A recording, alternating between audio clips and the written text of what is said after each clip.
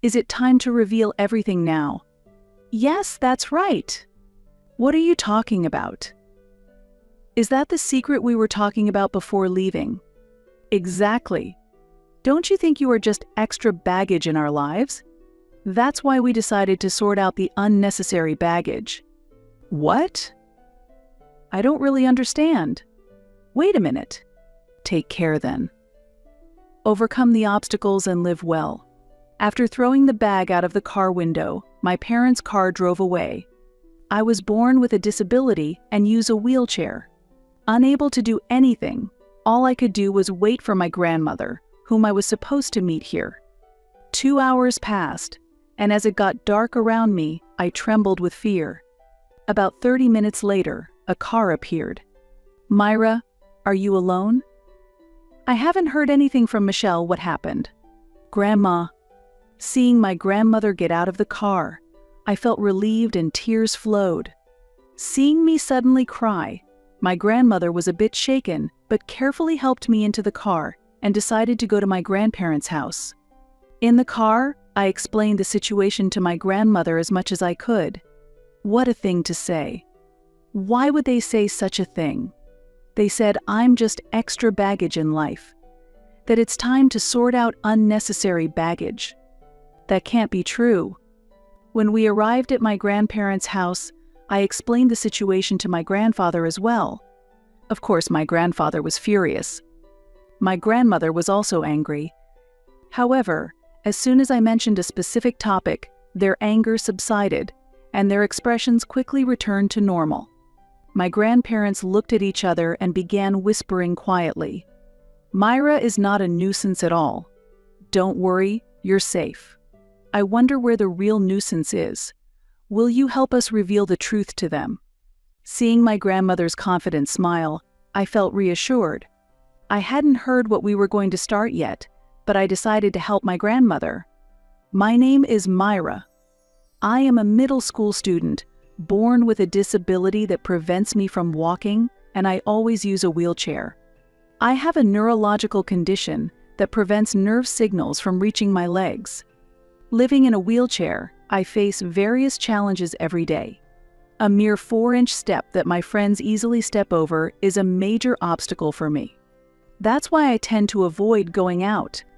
It's not because I have unpleasant experiences outside, but simply because my home is too comfortable. How is it? Easier to handle than the previous doors, right? Yes, thank you. Now nearly all the doors in the house are sliding doors. Opening and closing doors can be a struggle when using a wheelchair. By the way, the handrails in the bathroom are quite old too. We might need to replace them soon. Pleased with the newly installed door, I played by sliding it back and forth.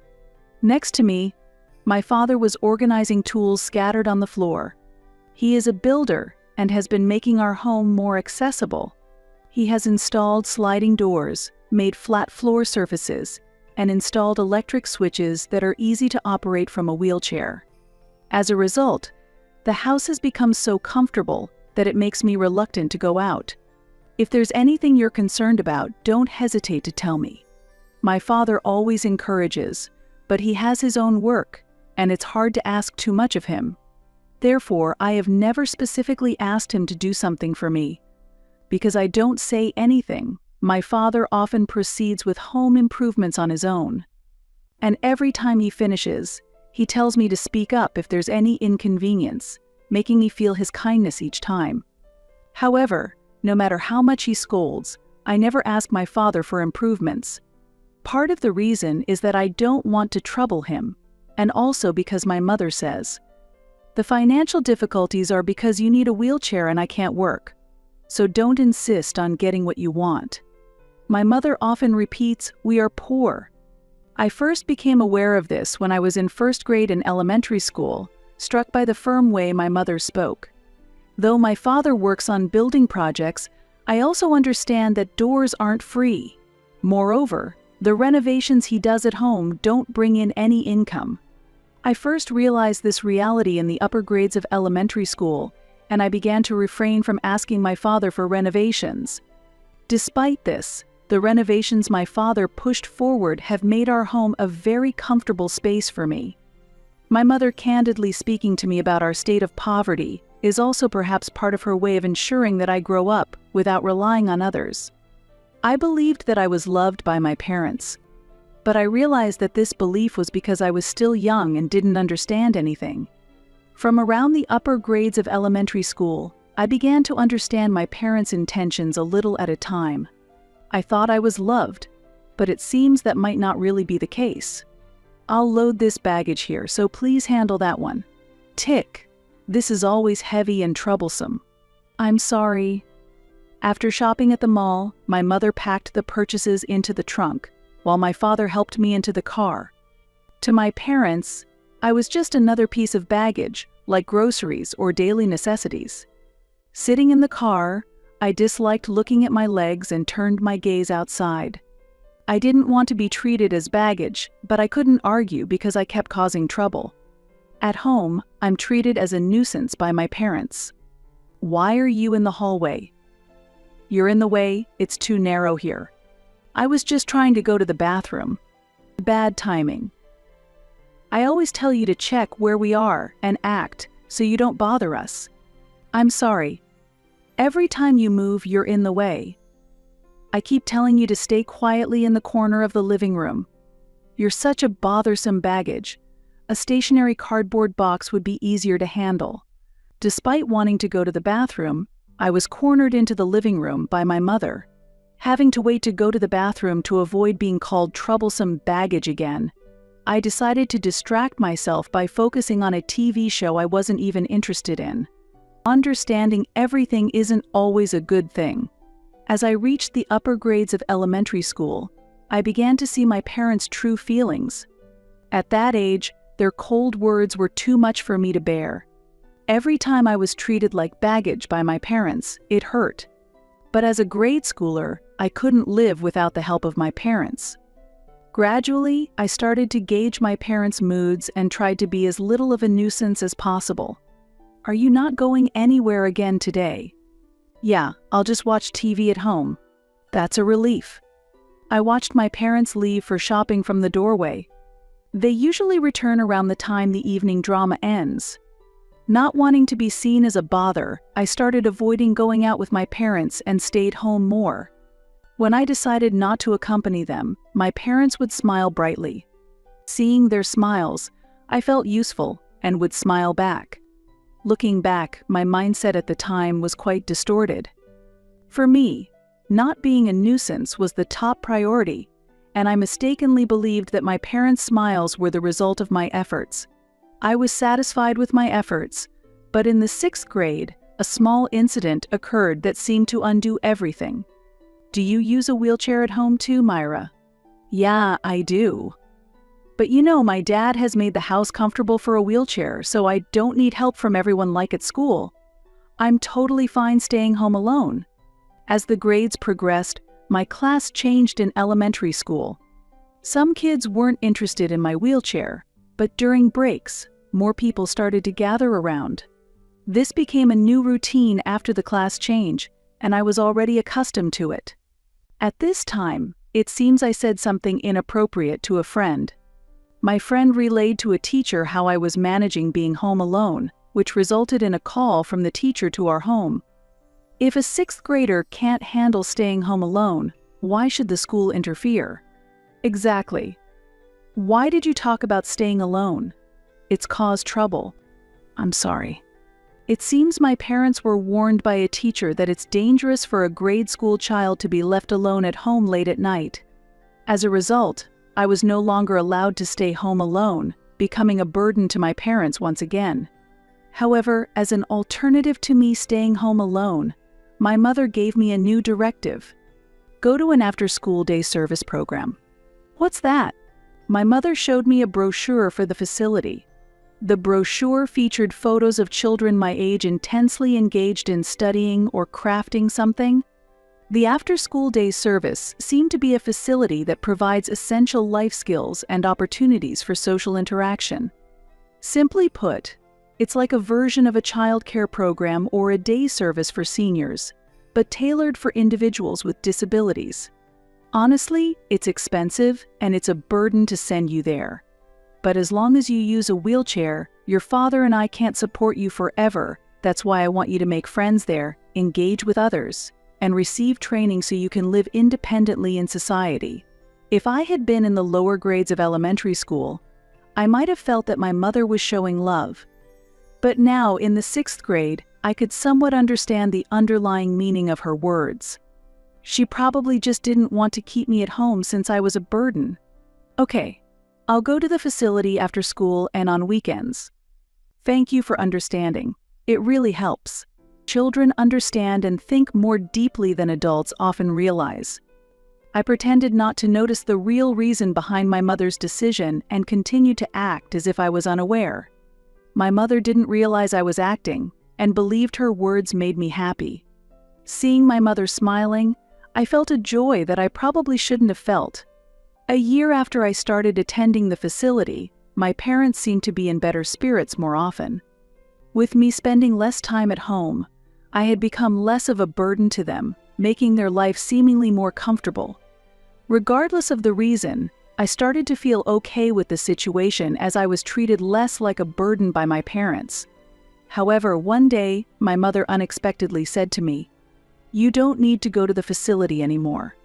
Really? You're already a middle school student, and staying home alone shouldn't be a problem. I had already been attending the facility for a year, where I made friends. I started going there reluctantly on my mother's orders, but since I was often treated as a nuisance at home, the facility had become an important place for me. I would like to continue going there if possible. Okay, I won't go to the facility anymore. But I couldn't defy my mother, so I reluctantly accepted. As I stopped going to the facility, I ended up spending more time at home. Stay in the corner of the room, because you're in the way. I felt increasingly treated as a nuisance at home. I sometimes wished I could go back to the facility. I decided to subtly ask my mother if I could return. I got used to studying at the facility, and I can't concentrate at home. Isn't a place to study the same anywhere? I wonder what my friends at the facility are doing now. Why don't you contact them? You exchanged contact details, right? If not, you could call the facility and ask. From my mother's reaction, it seemed she was not considering letting me go back to the facility. Unusually, I expressed my dissatisfaction with her response. A few months later, my mother seemed to notice my sullen face and suddenly made a pleasant suggestion. "Myra, why don't you go out with your father and me today?" "Really? Where are we going?" "It's a surprise for when we get there." At that moment, I felt like this was the happiest event in all of my 13 years. A heavy bag stuffed with something was placed on my lap in the car. "What's inside this?" "Oh, no opening it yet. It's part of the fun when we arrive." "Sorry. I won't open it, so you can relax." The moment I tried to open the bag, my father, who was driving, suddenly turned around and stopped me loudly. Startled by my father's loud voice, I quickly apologized. As the car started moving, I excitedly enjoyed the scenery outside the window, wondering where we were going. After about an hour of driving, I realized we were heading to my maternal grandparents' house.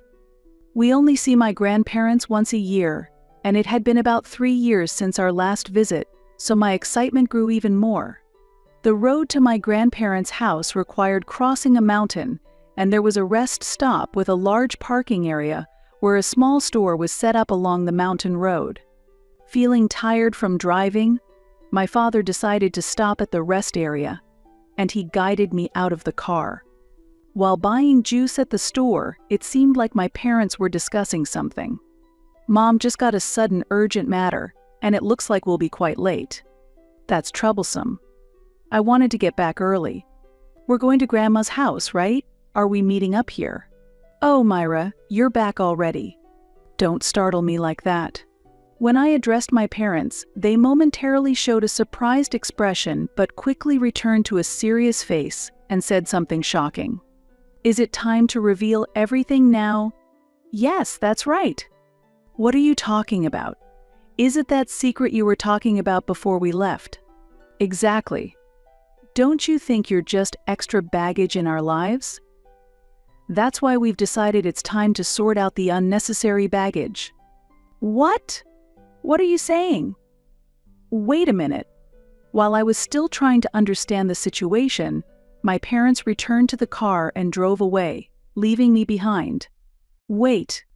Incredibly, I chased after the car as it sped away, but to no avail. However, my panicked cries seemed to reach them as the car stopped a little way ahead. Relieved, I slowed down my approach, but as I got closer, my mother leaned out the window and tossed a final farewell my way. "Take care then. Overcome your challenges and live well," she said, as she threw the bag out of the window and the car drove off. Left alone in the mountains, I was too shocked to move for a while.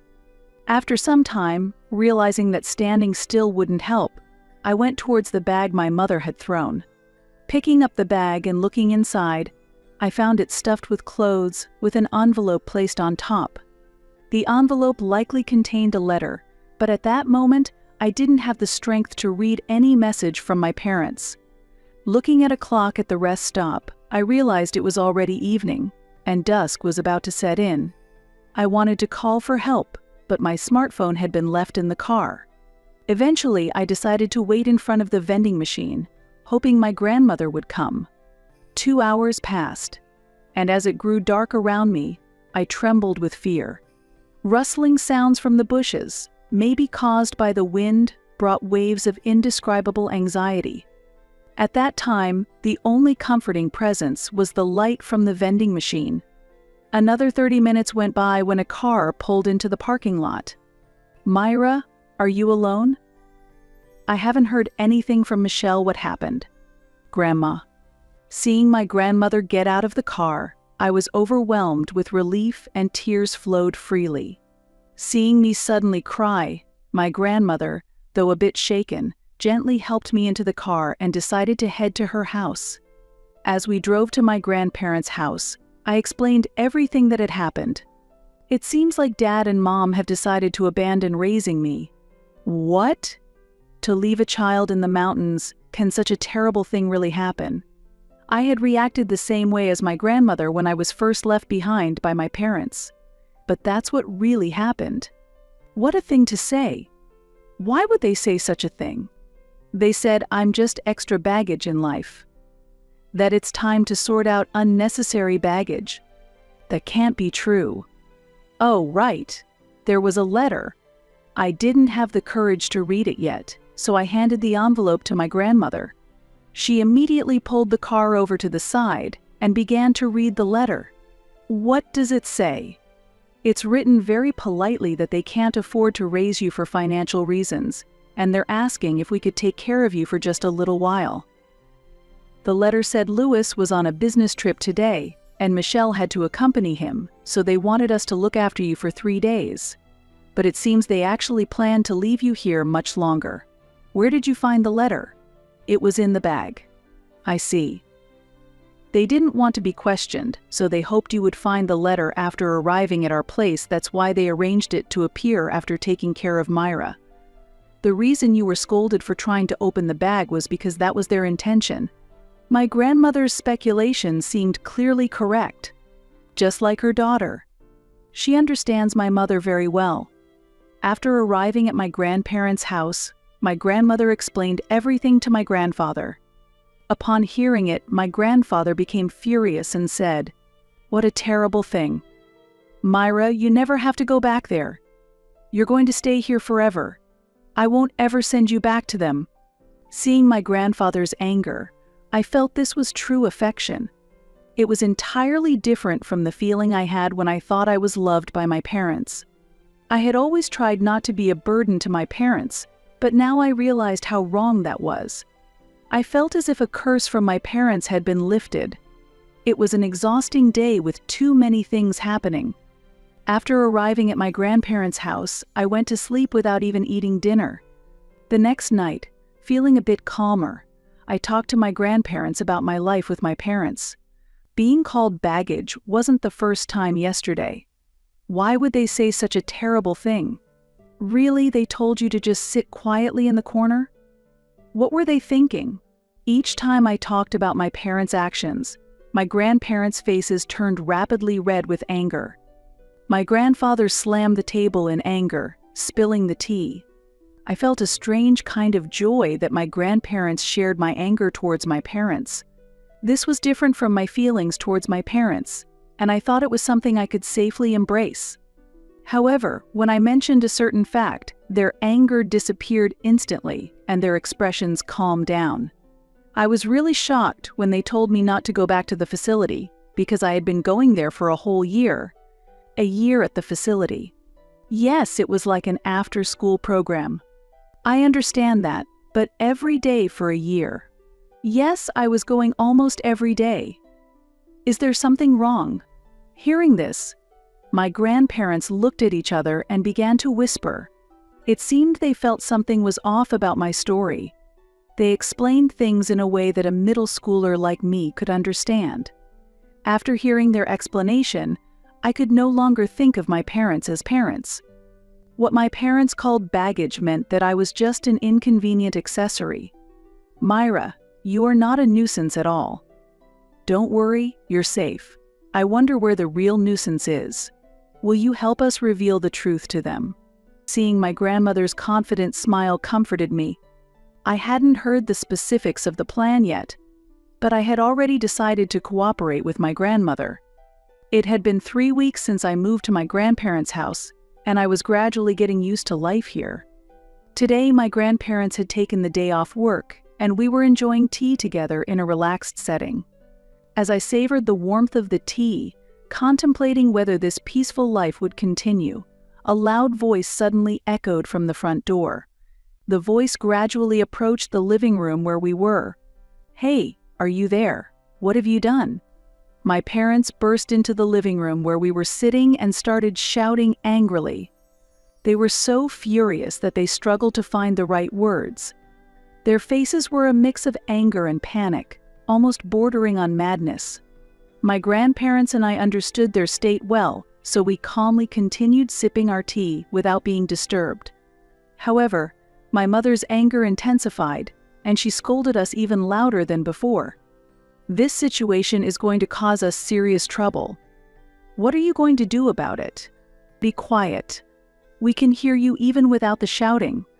My parents were taken aback as they didn't expect me to tell them to be quiet, and they looked at me, wide-eyed with surprise. Now free from my parents' control, I was in a position to speak my mind openly, a stark contrast to who I was when I lived with them. "Grandma, what is the current situation with Mom and Dad? Your actions have caused problems. We got a call from the city office asking if Myra was still living with us. The lie was exposed immediately." Nothing specific was said over the phone at that time, but this will definitely become a problem. It will be a problem, indeed. There's likely an investigation into fraudulent benefits going on. It's something that will come out eventually, even without us doing anything. "Why do you know about the fraudulent benefits, Mom?" While I understood that fraudulent benefits were a problem, the gravity of the issue was not fully clear to a middle schooler like me.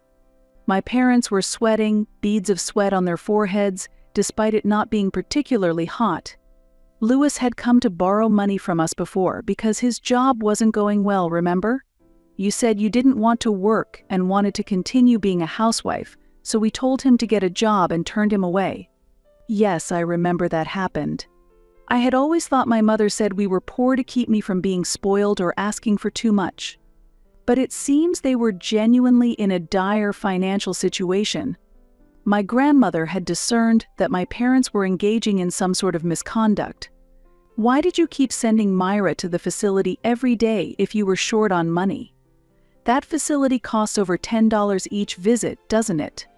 "Yes, we were struggling financially, so we kept sending Myra to the facility to help her develop social skills." "But tell the truth. Weren't you just trying to make your own lives easier by sending Myra to the facility? You stopped after a year because of money issues, right?" "Yes, we ran out of funds and couldn't continue with the facility." "Is there a problem with that?" "There is a problem. Even after Myra stopped going to the facility, you continued to pretend she was attending to receive disability service payments, right. Grandma's point was spot on. My mother tried to retort but couldn't find the right words. The fees for the facility I attended were just over $10 per visit, as Grandma said. This cost is supposed to be covered mostly by the subsidy, which the users are responsible for. My parents had been fraudulently receiving these funds by lying about my attendance at the facility. Knowing you could still receive the disability payments even if Myra wasn't attending, you probably thought there was no need to keep her at home. Since you could get the money without actually sending her to the facility, you left her with us, saving yourselves the trouble and still collecting the money. It's typical of you to always choose the easy way out. So, that's why you prompted the office to investigate us. Not directly, no. I just went to the local office and reported Myra, who is supposed to be living with her parents, is actually here with us as a result. They checked whether my parents were receiving benefits they shouldn't be. That's why you got contacted. It was because our local office communicated properly with your area's office. How can you read my thoughts so easily? How long do you think I've been a mother? A real mother can read her child's thoughts. It's no wonder you're puzzled you haven't been acting like a true mother, so you can't understand Myra's feelings. Hearing Grandma's words, I realized this was what true parenthood looked like. My mother, overwhelmed by Grandma's words, collapsed on the spot.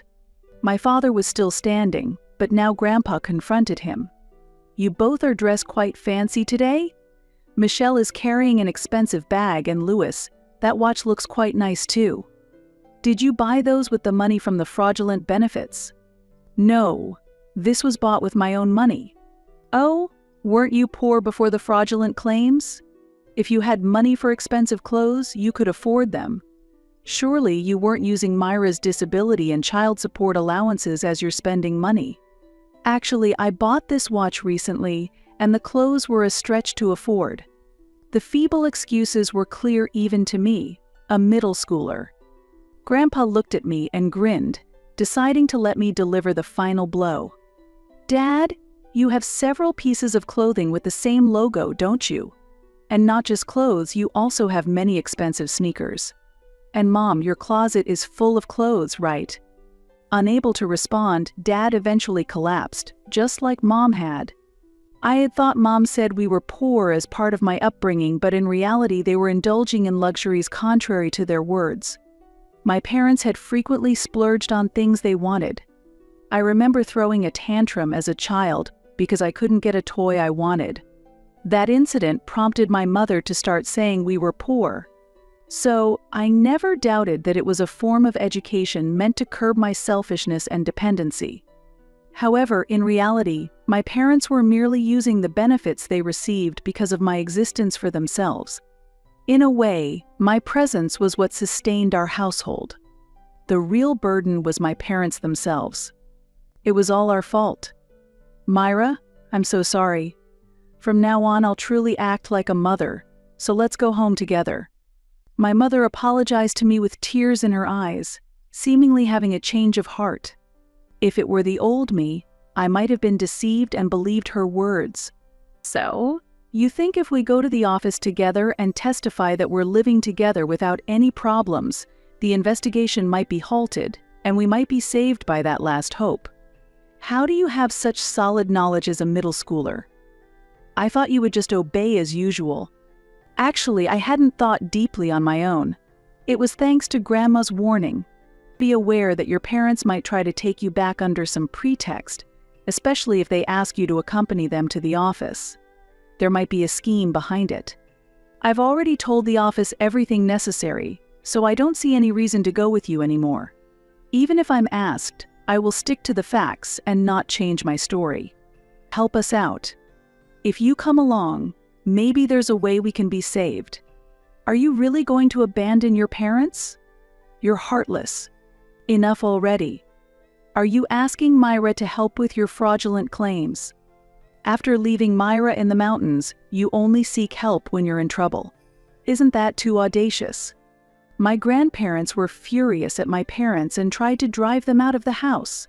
However, my parents were young and not easily moved by my elderly grandparents alone.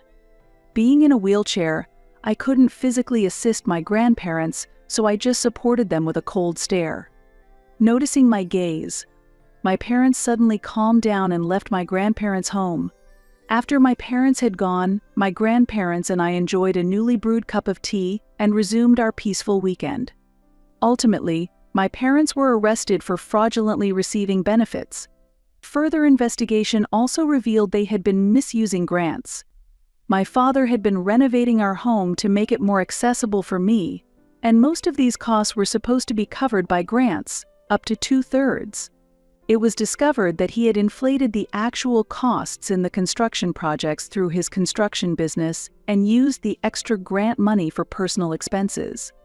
I had believed my father was diligently making our home better, but it turned out he was just earning extra money. The total amount of money fraudulently obtained was about $50,000.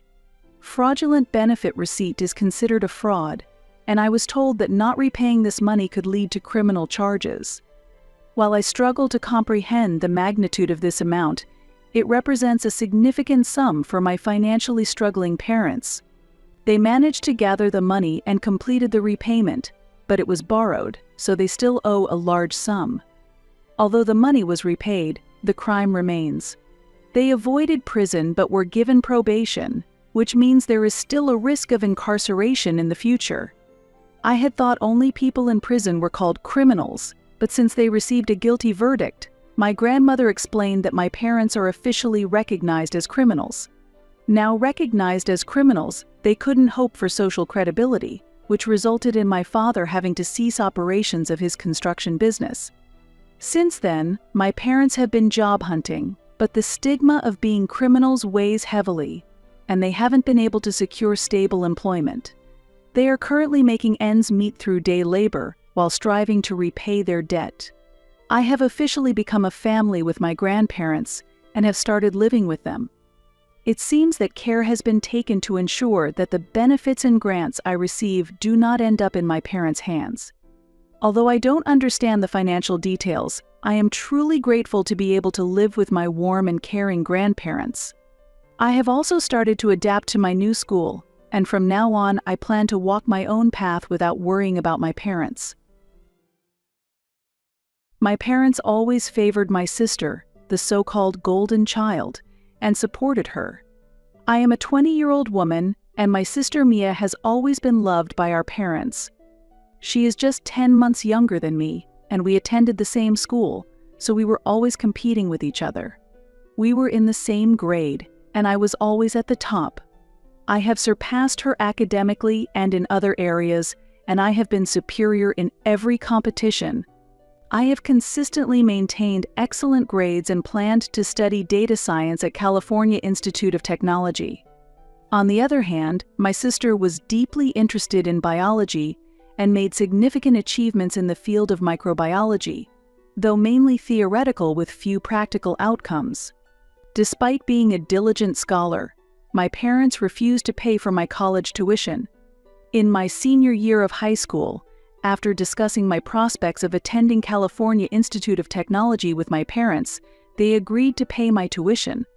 My father has been managing a company inherited from my grandfather since childhood, and our family has been wealthy from the start. Nevertheless, my parents always felt uneasy when using their own funds. During his college years, my father was told by my grandfather to work and pay off his debts before inheriting the company. I worried that my father might make similar demands on me, but my parents always reassured me with promises. When the time comes, they will ensure I can attend the university I want without worrying about tuition fees until the last few days. When I was in my senior year, college applications had already started, and my parents had promised to pay the full amount for the university if I got accepted into California Institute of Technology. Over the past 4 years, I received an acceptance letter from California Institute of Technology, but when Mia failed to get into her desired university, my parents changed their minds, decided not to pay for my tuition, and arranged for both of us to attend a mediocre university so Mia wouldn't blame herself. To be fair, she was aiming for Cornell University. It was an unreasonable choice. because her grades clearly did not reach that level. Frankly, she was always an average and unremarkable student. That's not necessarily bad, but she did not strive to progress, and such high hopes only invited failure. And, predictably, it happened. Therefore, when she failed to get into Cornell University and had to settle for another university, my parents asked me to take care of her. Regardless of what she faced, I had no reason to accept that. I proceeded to go to the university of my choice, showing sympathy for her in the best way I could, but I refused to give up hope. If Mia had been kind to me in the past, I might have considered it, but we really didn't get along from the start. Our parents always tried to pit us against each other, and despite my efforts to get along with her, she always thought she was superior to me. It's unclear why she felt that way, but she believed she was better than me. Moreover, our parents treated her as if she were superior to anyone else, further reinforcing her mistaken confidence. I was frustrated, but there was nothing I could do. In my childhood, I often argued with my parents about this issue, but they always emphasized that I was older than her and felt I had to accept reality without jealousy. Therefore, occasionally I confided in my mother's brother, my uncle, because we had a very close relationship. That was the only thing I could do. When my parents asked if I was willing to agree to the terms, I refused. In response, my parents said if I didn't agree, they had no choice but to break their promise and not pay for my college. I was not willing to compromise for my sister's happiness. At that point, I became extremely angry, and it turned into a big fight that day. My parents' actions were very unfair in many ways, and they had been giving me false hopes for many years. Therefore, I wasn't even motivated to look for a job or internship to increase my income, and I told no one about the student loans. I understood that attending college while earning tuition would be extremely difficult. I was placed in a very difficult situation. My parents were too focused on pursuing their own interests, neglecting my situation, and only caring about Mia. Arguing with my parents was futile. I pleaded with my parents and asked them many times, but they were not convinced. My parents stuck to their position and believed that me dropping out of California Institute of Technology was an action prioritizing my sister's happiness. I opposed this and argued with my parents that what they were asking of me was not a minor sacrifice but giving up my future, which was unbearable to me. However, my parents did not budge. I spoke to my parents and realized it was a waste of time trying to convince them since they had made their priorities clear from the start. It was a mistake to trust my parents. As a result, I packed my clothes and books and left home that night. My parents did not stop me. That evening, I went to my uncle's house and told him everything that happened. Because I have always been close to my uncle, and he was always compassionate. My uncle repeatedly tried to make my mother and sister understand the situation I was facing and see things from my perspective, but he was not successful. However, that was the last straw for me. Eventually, I pleaded with my uncle to support me in any way he could, as I could no longer live with my parents, and asked him to somehow support my sister as well. I requested to be a co-signer for the loan and planned how I would repay the debt later, but all I actually needed was that support. When I arrived at my uncle's house, I was in a state of extreme anxiety, but my uncle reassured me and gave me a chance to talk about my situation. Afterward, he told me to be at ease, because he would pay the tuition. When I heard that my uncle would take on all the responsibility, I was filled with immense gratitude. This meant I would be freed from student loans and other financial concerns. My uncle kept his promise, and he covered all expenses so I could attend college and secure a job as planned after graduation. My uncle, who earns a good income as a doctor, chose to invest in my education rather than use his savings for his future, a true testament to his generosity. I am forever grateful to him. Throughout my first year in college, I had no contact with my parents. They didn't try to reach out either, but since I continued posting on social media, they must have been aware of how I was doing. Although I had blocked them, I still had contact with other relatives, and I know some of them continued speaking with my parents. When my uncle learned about what my parents had done to me, he immediately cut ties with them. Since I didn't expect any contact from my parents, I was shocked when, just last week, they decided to visit me at college, showing up unexpectedly. At first, I considered avoiding them, but curiosity got the better of me, so I decided to meet them. We went out for lunch together. After the meal, my parents apologized for their past actions and expressed a desire to mend our relationship. Though I remained skeptical, I decided to give them another chance. At that time, they hadn't brought Mia along, and when I asked about her, they explained that she had chosen to participate in community activities and planned to reapply to college next year. During the conversation about Mia, they openly expressed their dissatisfaction with her, calling her a disappointment and depicting her as a failure in an attempt to justify their actions toward me. I remained suspicious throughout the entire exchange. Toward the end of the visit, they revealed an additional motive for reaching out to me, stating that since I seemed to be enjoying my time, they decided to bring up something. They explained that they were negotiating a deal with a prominent investor and were deeply involved in discussions with him. My parents had recently joined the board of directors, as the catering service they ran sought to enter the luxury market, and this businessman, through his connections in event management, was the perfect partner to increase revenue by expanding elite-level events. They had multiple discussions with him, and while still figuring out a solution to his proposal, they needed my help. Apparently, a few days before our meeting, he had mentioned that his son was about to enroll at Caltech, and my parents, proud that I attended Caltech, now wanted to introduce me at a business-related party to meet his son and offer any advice or guidance he might need.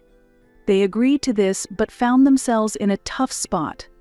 In truth, my relationship with my parents had been strained, and their real reason for visiting me was to attempt a reconciliation so they could invite me to the upcoming party. They felt this would advance their deal with the investor. Additionally, they hoped that I'd speak positively about them in public, enhancing their social image. Some may wonder what benefit I would gain from attending this party. I thought the same.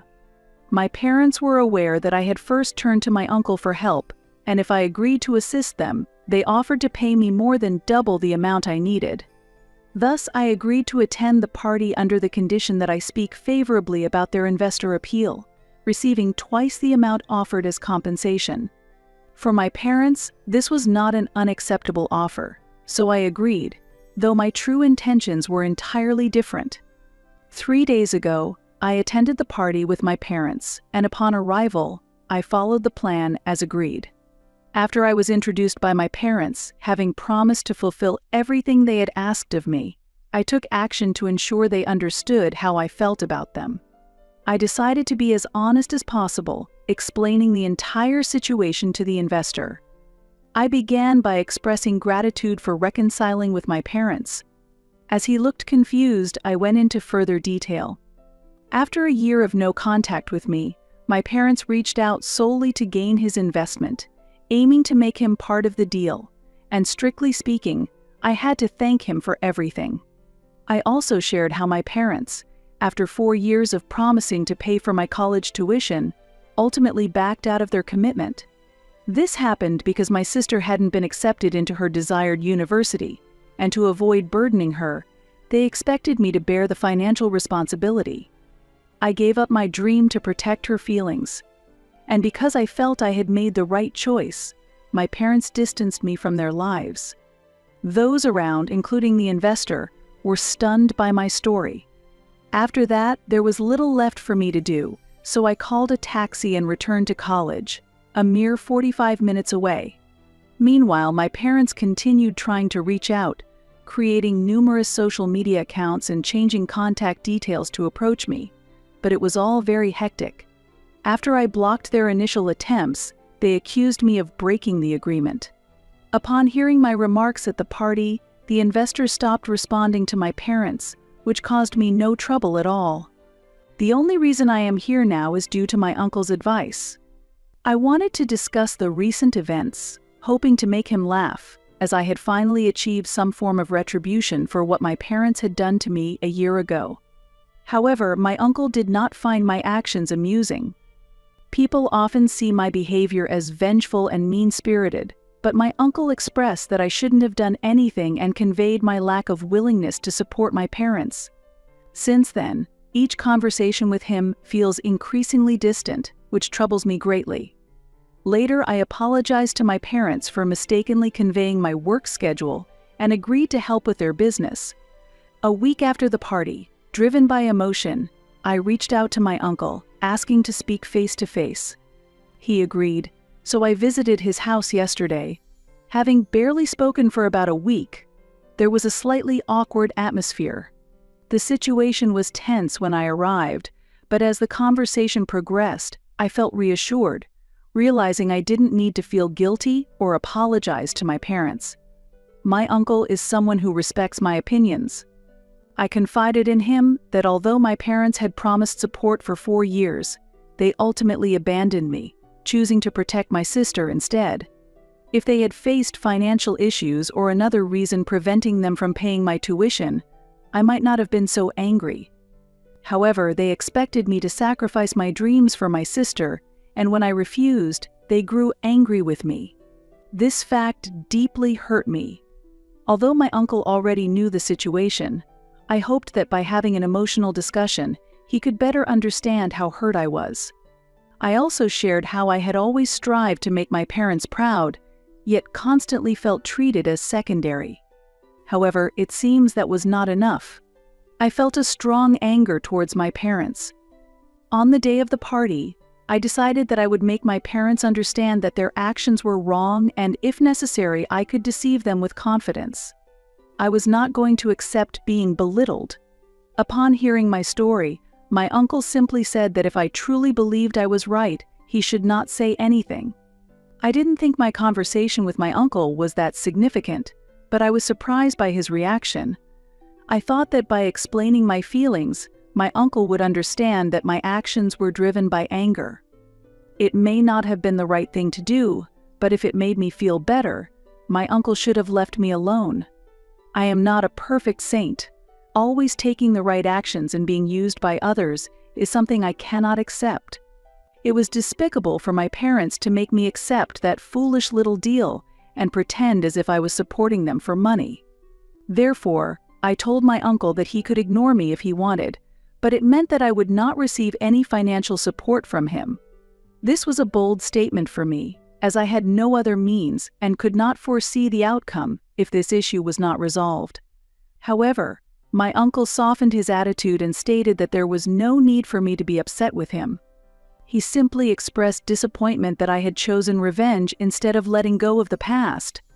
Afterward, my uncle patiently explained that revenge is never a means to improve one's life, and I agreed with him. I recognized that my actions were probably not right and not even ethical, and I told my uncle that I had no other choice. After the matter was over, I told myself never to look back, but I could not judge whether it was right or not. However, at least I was able to resolve the disagreement and clear up any misunderstandings. As I left, we both took the situation lightly with a smile, and now I feel that everything is going smoothly. My parents still seem worried and are trying to contact me, but I am ignoring their attempts.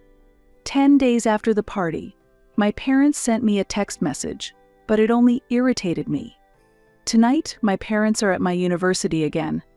When I refused to meet them at the reception, they said they would not leave until I came down to talk.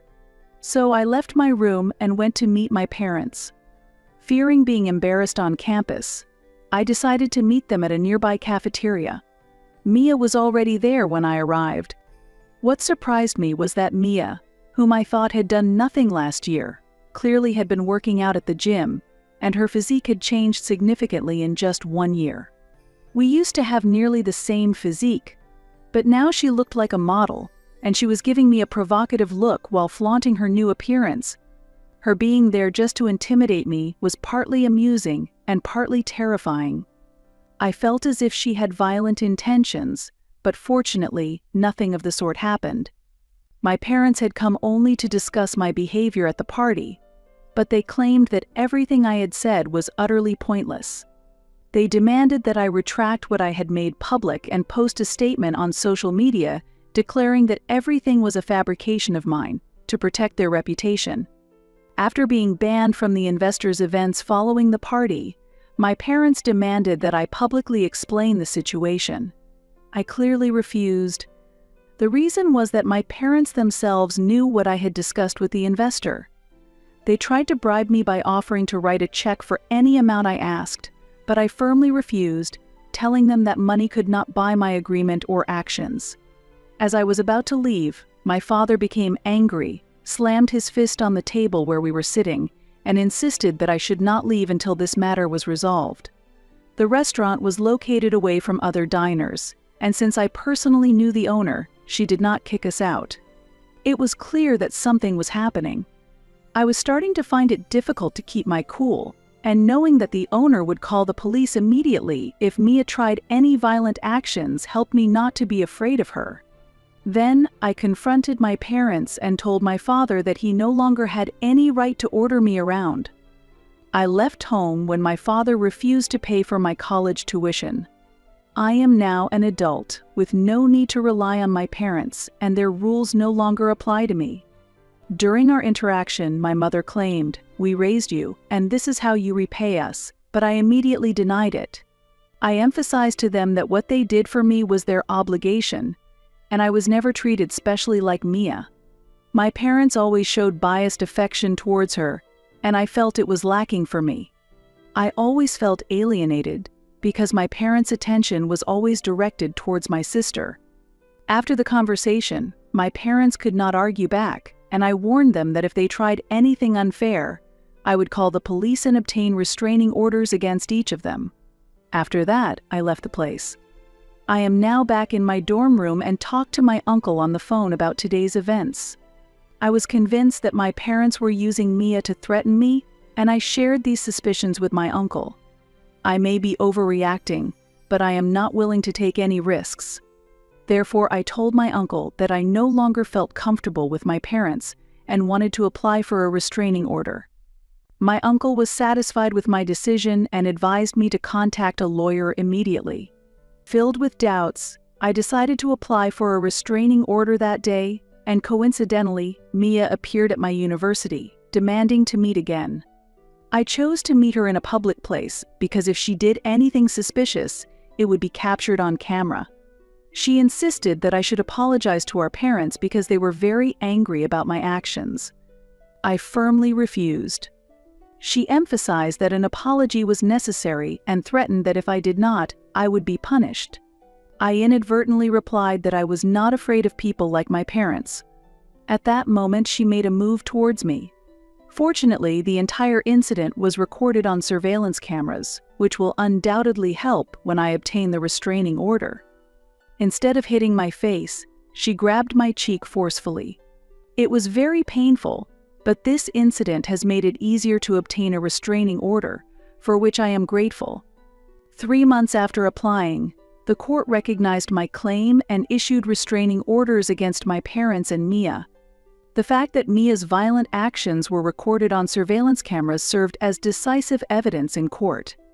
Throughout this difficult time, my uncle has been a steadfast pillar of support, and his introduction to a reliable, excellent lawyer was a great help.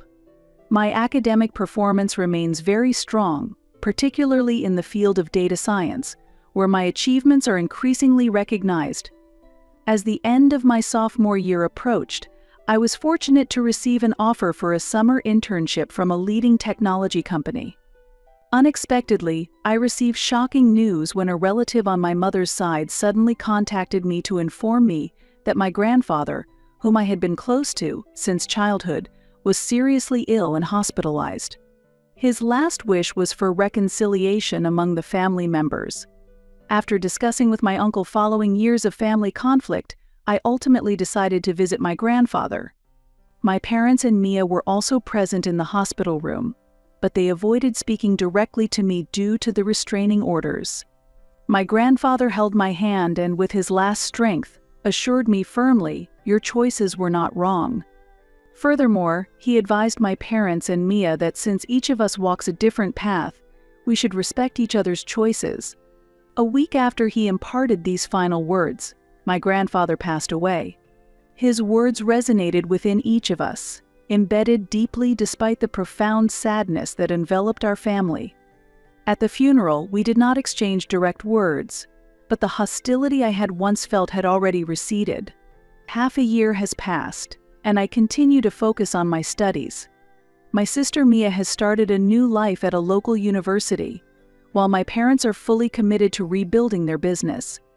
My uncle often says, "Time resolves many issues, but for now, I am not actively seeking to mend my relationship with my parents or Mia."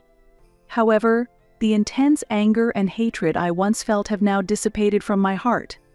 Currently, I am dedicated to advancing my career development, aiming to establish myself as a specialist in the field of data science.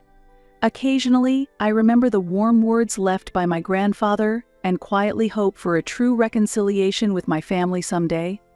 Sometimes I open the family album and look at old photos. These photos bring a sense of nostalgia and a certain melancholy, but no longer the sharp pain of the past. This can be considered part of the growth and change in life's journey. My uncle continues to be a pillar of support for me. His constant support enables me to face challenges and lead a positive life. Starting next month, I plan to cover part of my tuition with my part-time job earnings, marking an important step toward independence. Thus, my life is entering a new chapter, accepting the past while walking my own path with a firm resolve, never forgetting it.